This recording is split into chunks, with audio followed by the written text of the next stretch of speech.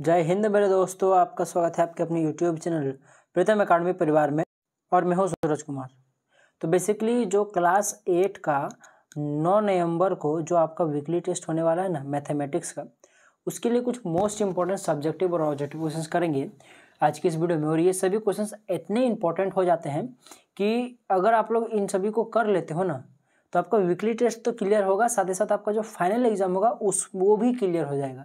अगर मैं आपको जितना भी वीकली टेस्ट बना के दे रहा हूँ, अगर उन सभी वीडियो को अगर आप लोग अच्छे से प्रॉपर वे से फॉलो कर लेते हो ना तो आपका वीकली टेस्ट के साथ ही साथ फाइनल एग्जाम का भी प्रिपरेशन हो जाएगा। ठीक है, तो खैर देखिए, सबसे पहले हम लोग कुछ ऑब्जेक्टिव क्वेश्चन को कवर करेंगे, फिर जाकर सब्जेक्टिव क्वेश्चन को कवर करेंगे। सबसे पहला प्रश्न है, किसी बंद आकृति में चारों ओर एक चक्कर लगाने में तय की गई दूरी को डैश कहते हैं। मान लो कि कोई एक बंद आकृति, मान लो मैं एक वृत्त का ही एक एग्जांपल ले लेता हूँ। इसके चारों ओर मान लो कि यहाँ से आप चलना शुरू करते हो, इस प्रकार से चारों ओर घूम जाते हो, तो ये पूरा चारों ओर का जो रास्ता तय किया आपने, ये क्या कहलाएगा? तो बेसिकली ये परिधि कहलाता है। क्योंकि हम लोगों ने वृत्त के चारों ओर चला, इसलिए इसको हम लोग बोलेंगे वृत्त का परिधि। अगर यही एक आयत रहता या मान लो एक वर्ग है, इस कोना से आपने चलना शुरू किया और इस तरह से वापस उस कोना में आ गया, पूरी तरफ चारों तरफ घूमते घूमते, तो ये क्या कहलाएगा? आपका वर्ग का परिमाप कहलाएगा। उसी प्रकार से अगर एक आयत बनाते हो तो आयत के चारों ओर अगर चलोगे तो वो क्या आ जाएगा? आयत का परिमाप आ जाएगा। यानी कि अगर आप लोग साइड साइड में बाउंड्री में अगर आप लोग चारों तरफ चलते हो तो वो क्या कहलाता है? उसका परिमाप कहलाता है। तो सी नंबर का ऑप्शन करेक्ट हो जाएगा। चलिए आगे बढ़ते हैं। लेकिन किसी बंद आकृति द्वारा किसी तल में घेरे गए स्थान के परिमाण को क्या कहते हैं? मान लो सपोज दैट कि यहाँ पे आपने एक बक्सा रख दिया है जमीन पर, तो जमीन पर जो वो बक्सा रखा हुआ है वो कितना जमीन में वो जगह लिया, वही पूछ रहा है। तो और उस जगह जो वो ले रहा है, ठीक है, उसको क्या कहेंगे? आपको ये पूछ रहा है क्वेश्चन में। तो वो जितना जगह लिया वो क्या कहलाएगा? वो उसका एरिया कहलाएगा, उसका क्षेत्रफल कहलाएगा। कि बक्सा ने इतना एरिया उसने ले लिया, कवर कर लिया जमीन का। तो वहाँ पे बेसिकली वो जो जगह लिया उसको हम लोग क्या बोलते हैं? एरिया बोलते हैं, क्षेत्रफल बोलते हैं। तो आपके पास क्या हो जाएगा? क्षेत्रफल हो जाएगा। इन ऑप्शन कट हो जाएगा। किसी भी बंद आकृति द्वारा जो स्थान घेरा जाता है वो उसका क्या होता है? क्षेत्रफल होता है। जैसे वही अगर आप लोग एक आयत का एग्जांपल लो, ठीक है, तो आयत के अंदर में देखो कि जितना आपके पास मिट्टी है, समझ लो कि ये क्या कहलाएगा? उसका क्षेत्रफल कहलाएगा, मोटा मोटी समझ सकते हो। अच्छा, आयत का क्षेत्रफल क्या होता है? सबको पता है आयत का क्षेत्रफल। फटाक से बच्चा 4 गुने भुजा मार देगा, जो कि गलत हो जाएगा, क्योंकि 4 गुने भुजा जो होता है ये बेसिकली वर्ग का परिमाप होता है। ठीक है, आयत का क्षेत्रफल यहाँ पूछ रहा है, तो आयत का क्षेत्रफल हो जाएगा लंबाई गुना चौड़ाई। सी नंबर का ऑप्शन करेक्ट हो जाएगा। अच्छा, वृत्त की परिधि क्या होगी? तो वृत्त की परिधि हो जाएगा 2πr और वृत्त का क्षेत्रफल πr²। याद रखना मेरी बात, ठीक है। अच्छा, 2 इंटू यहाँ पे बेसिकली l प्लस भी अगर लिखा होता, यानी कि 2 इंटू लंबाई प्लस चौड़ाई, तो ये हो जाता आयत का परिमाप। ठीक है, याद रखना मेरी बात।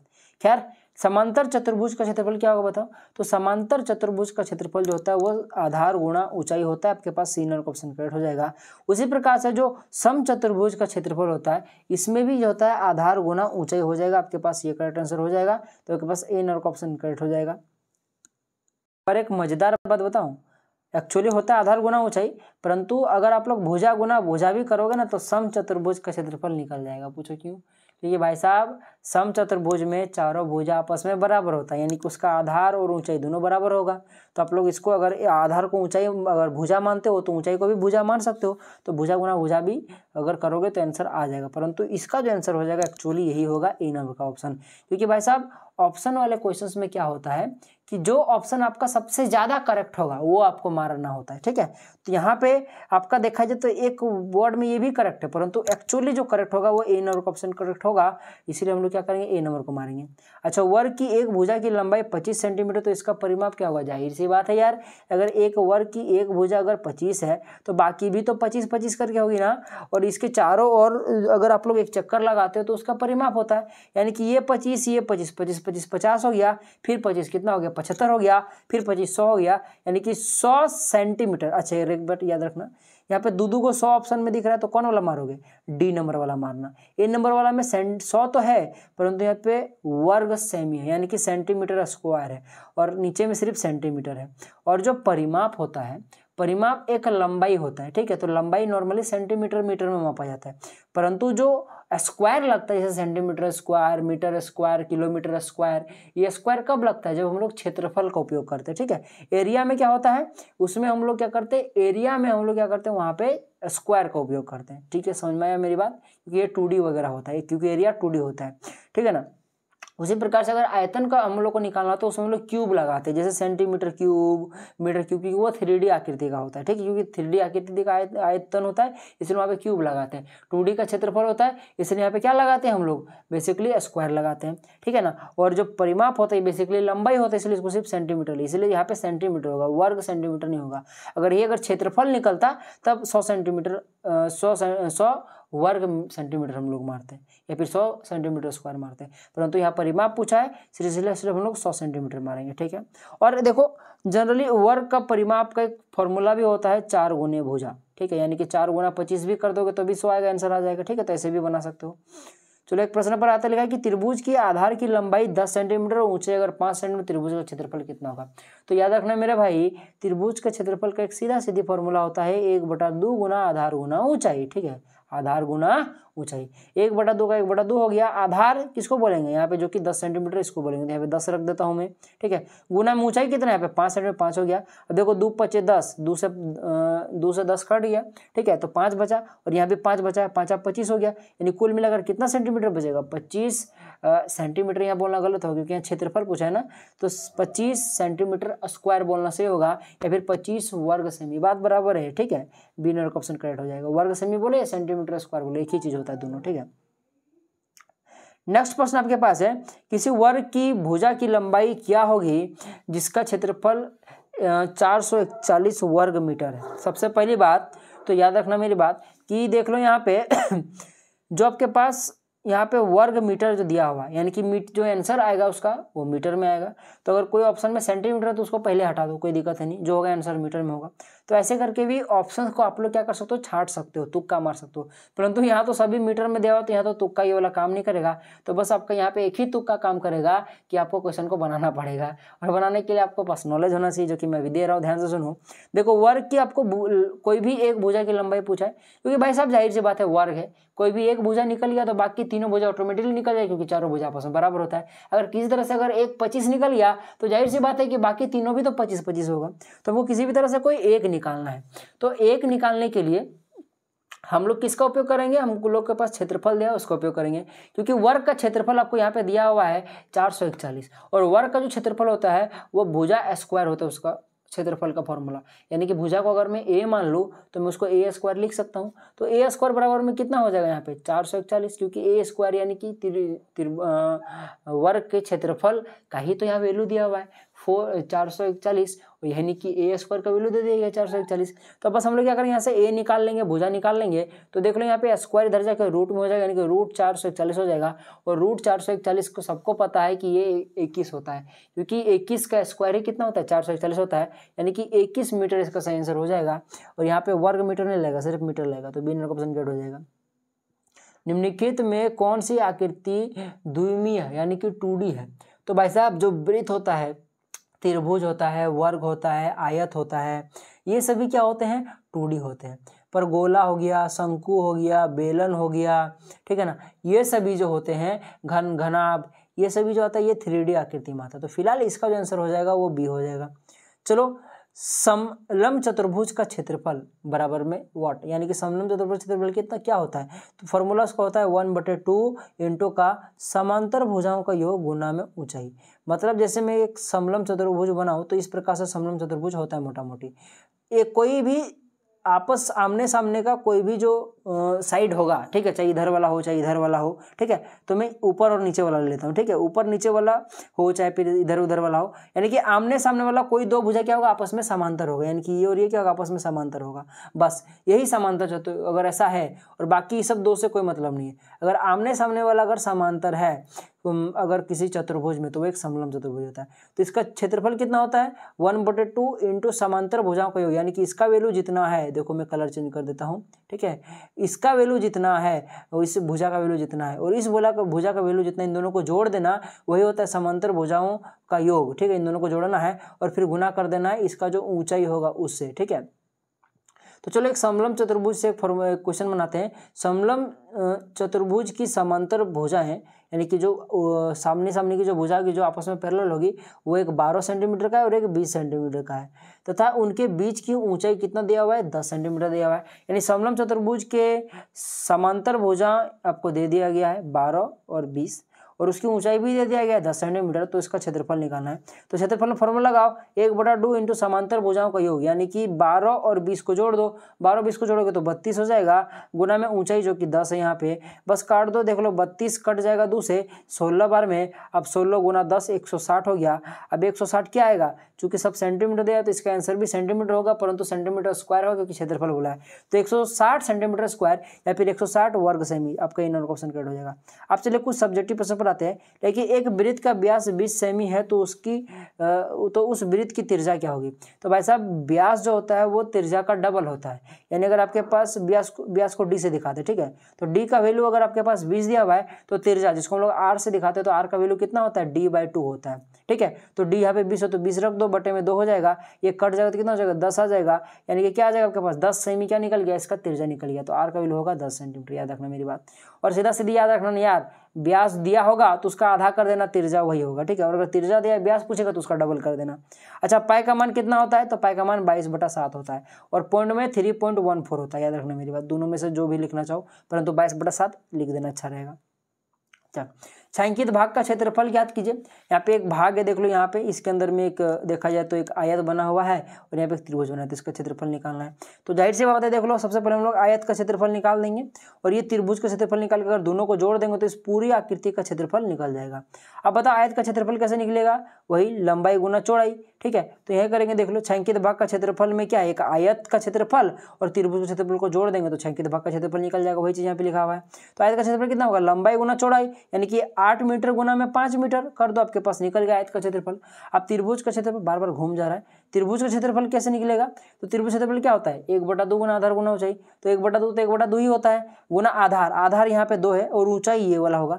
तो ऊंचाई कितना है, देखो यहाँ 5 है तो ये भी तो 5 ही होगा ना, यानी ऊंचाई 5 है। तो कुल मिलाकर 1/2 गुना में आधार जो कि 2 है गुना में ऊंचाई 5 है। बस सॉल्व कर दो इसको, देखो 2 से 2 कट गया तो बच गया सिर्फ इधर 5, तो इधर 5 बच गया और इधर कितना हो जाएगा, 8×5 = 40, 40 और 5 = 45, और चूंकि क्षेत्रफल इसलिए मीटर स्क्वायर लगा देना, तो आपके पास क्या हो जाएगा यहाँ पे 45 मीटर स्क्वायर, इस टोटल इस छायांकित आकृति का क्षेत्रफल हो जाएगा, ठीक है। चलिए अच्छा, एक वृत्त की परिधि ज्ञात कीजिए जिसका व्यास 28 सेंटीमीटर हो। आपको इसका परिधि निकालना है जिसका व्यास 28 सेंटीमीटर दिया हुआ है। तो परिधि वृत्त का परिधि का फॉर्मूला होता है 2πr। यहाँ पे आपको r चाहिए, त्रिज्या चाहिए, लेकिन दिया हुआ है व्यास। तो सबसे पहले व्यास से क्या करेंगे हम लोग, त्रिज्या निकाल लेंगे।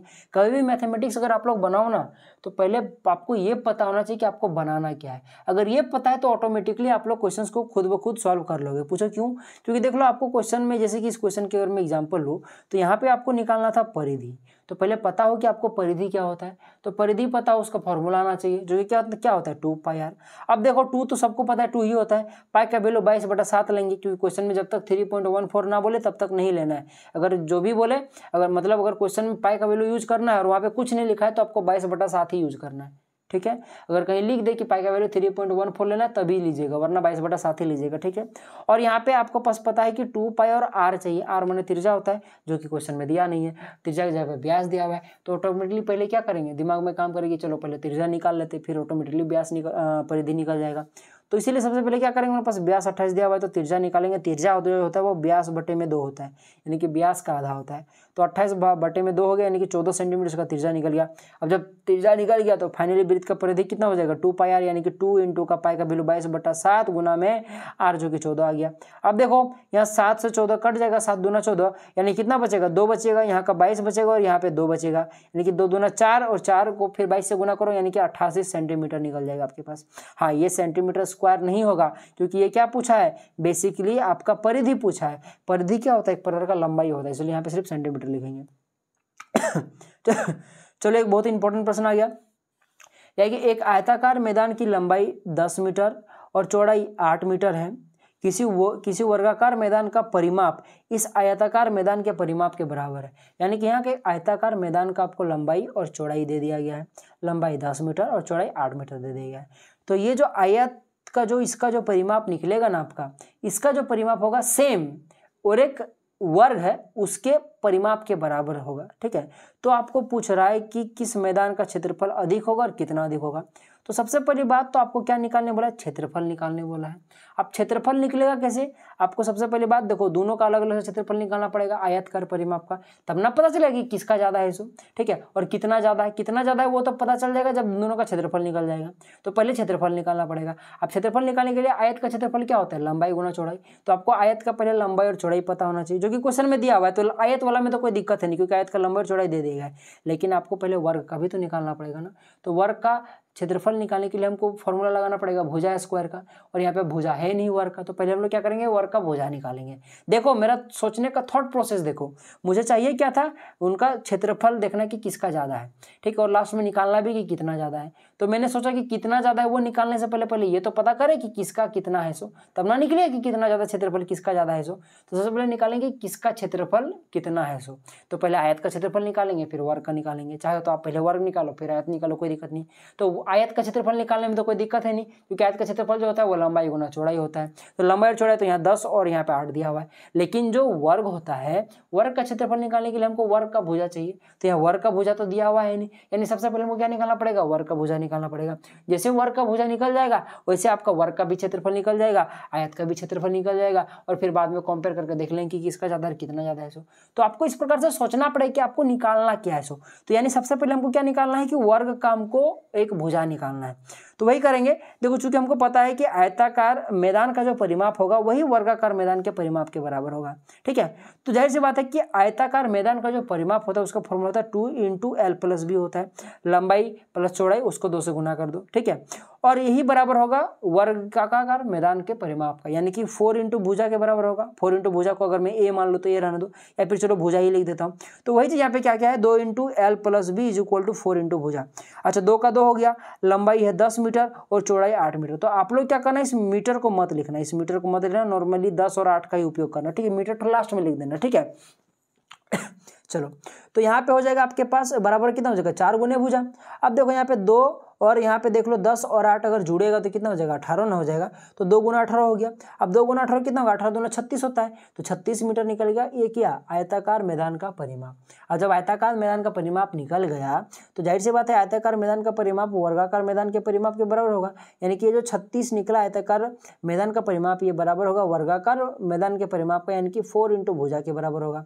अब यहाँ से हम लोग भुजा निकाल सकते हैं, भुजा करना तो 4 को इधर भागा में भेज दो, तो यहाँ जाएगा 36 भागा में 4। तो वही क्या, 36 भागा में 4, तो 36 भागा में 4 कितना हो जाएगा, 4 × 9 = 36। यानी कि जो भुजा निकल गया वो 4 मीटर निकल गया। किसका भुजा निकला, ये वर्ग का भुजा निकला। अब बस वर्ग का भुजा अगर निकल गया तो सबसे पहले हम लोग आयताकार का मैदान का वो क्षेत्रफल निकाल लेते हैं, जो कि लंबाई गुना चौड़ाई, जो कि क्वेश्चन में लंबाई दिया हुआ है इसका 10 और चौड़ाई 8 दिया हुआ है, यानी कि 80 वर्ग मीटर। यहाँ पे वर्ग मीटर होगा। ठीक है, मीटर स्क्वायर, याद रखना मेरी बात, क्योंकि ये क्या है, एरिया है। ठीक है, और एरिया जो होता है 2D होता है इसलिए स्क्वायर लगता है वहाँ पे। ठीक है, उसी प्रकार से हम लोग क्या करेंगे, वर्गाकार का निकालेंगे। अभी हम लोगों ने वर्गाकार का भुजा निकाला था 9 मीटर, तो यहाँ पे भुजा गुने भुजा हो जाएगा, फिर भुजा स्क्वायर, जो बोलना चाहो बात बराबर है, भुजा गुना भुजा बोलो चाहे भुजा स्क्वायर बोलो, एक ही चीज़ है। ठीक है, तो यहाँ पे 9 है, यानी कि 9 × 9 यानी कि 81 वर्ग मीटर हो जाएगा। अब देखो यहाँ पे अब आपके पास जब वर्ग का परिमाप, वर्ग का क्षेत्रफल आ गया, आयताकार का मैदान का क्षेत्रफल आ गया, तो आप लोग यहाँ पे कंपेयर कर सकते हो कि कौन बड़ा है कौन छोटा है, मैंने किसका क्षेत्रफल ज़्यादा है किसका कम है। तो देखने से ही पता चल रहा है कि जो आपके पास वर्गाकार मैदान इसका क्षेत्रफल 81 है, और जो आपके पास आयताकार मैदान का क्षेत्रफल वो 80, यानी कि वर्गाकार मैदान का क्षेत्रफल ज्यादा है। कितना ज्यादा है, अरे बाबा ये 81 80 यानी कि एक ज्यादा है, 1 वर्ग मीटर स्क्वायर ज्यादा है, 1 वर्ग मीटर ज्यादा है, वर्ग मीटर स्क्वायर नहीं 1 वर्ग मीटर ज्यादा है। इसलिए लिखा है कि इसीलिए वर्गाकार मैदान का क्षेत्रफल अधिक है। और यदि अंतर निकाले कि कितना ज्यादा है तो हम लोग क्या करेंगे, जो सबसे बड़ा है, कौन बड़ा है, वर्गाकार मैदान का क्षेत्रफल, उसमें घटा देंगे आयताकार मैदान का क्षेत्रफल को, यानी कि 81 में 80 को घटा देंगे तो 1 वर्ग मीटर निकल जाएगा, यही आंसर हो जाएगा। ठीक है, तो इस प्रकार से देखा जाए तो वर्गाकार मैदान का क्षेत्रफल 1 वर्ग मीटर से अधिक है। ठीक है, ये आप लोग लास्ट में लिख देना। इस प्रकार से हमने कुछ मोस्ट इंपोर्टेंट सब्जेक्टिव और ऑब्जेक्टिव क्वेश्चन कर लिया। अगर आपको वीडियो पसंद तो जरूर लाइक कीजिएगा, अपने दोस्तों तो जरूर शेयर कीजिएगा। तो चलिए, अगर कोई भी डाउट हो तो कमेंट बॉक्स में जरूर पूछ लीजिएगा, हम लोग ज़्यादा से ज़्यादा कमेंट का जवाब देने की कोशिश करते हैं। आपको और भी 2-3 वीडियो मिलेगा। ठीक है, मेरा पार्ट 1 है, कल आपको 2-3 वीडियो और मिलेगा 8 क्लास का, तो सारा वीडियो देख लीजिएगा तो आपको टेस्ट का तैयारी अच्छे से हो जाएगा। ठीक है, तो चलिए मिलेंगे अगले वीडियो में, तब तक के लिए जय हिंद, जय भारत और आपका दिन शुभ हो।